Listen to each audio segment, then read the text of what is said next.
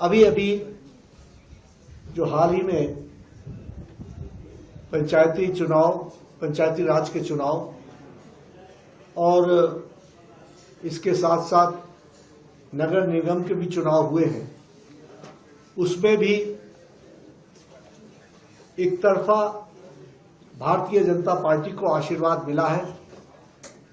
सभी नगर निकायों के चुनाव में भारतीय जनता पार्टी को आप सब ने सफलता दिलाई है।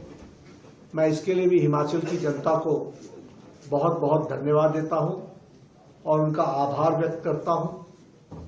और यह चुनाव के नतीजे हिमाचल के जनता का मूड क्या है उसको भी प्रतिलक्षित करता है और जनता का मूड स्पष्ट रूप में भारतीय जनता पार्टी के पक्ष में है, ऐसा हम सबको दिखता है।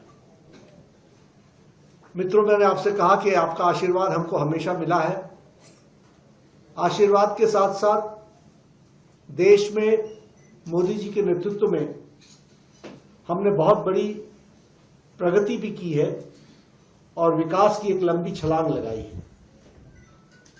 और अर्थतंत्र की दृष्टि से देखा जाए तो आज हम मजबूत अर्थतंत्र के ढांचे में खड़े हैं। यह भारत को हम देखते हैं। हम फ्रेजाइल 5 से निकल करके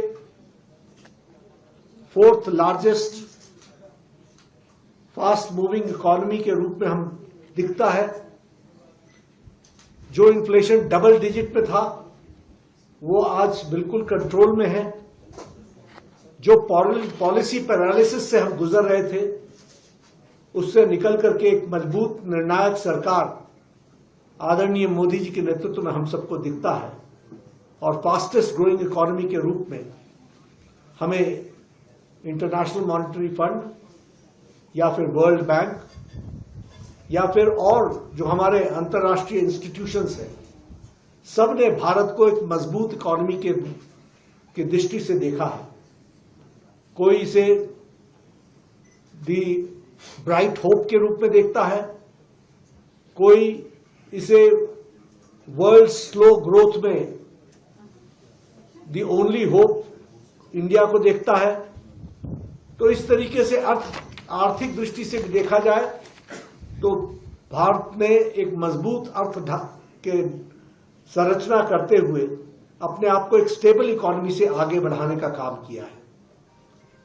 बहुत से फैसले ऐसे हैं जो हमें दुनिया में स्थापित कर रहे हैं, फिर चाहे वो डीबीटी डायरेक्ट बेनिफिट ट्रांसफर का हो।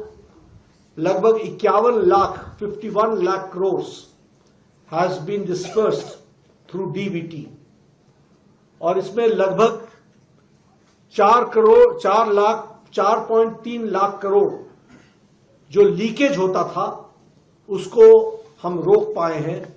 तो आप समझ सकते हैं कि अर्थ की दृष्टि से, आर्थिक दृष्टि से कितना बड़ा देश को लाभ हो सकता है। इसको भी हमको ध्यान में रखना चाहिए।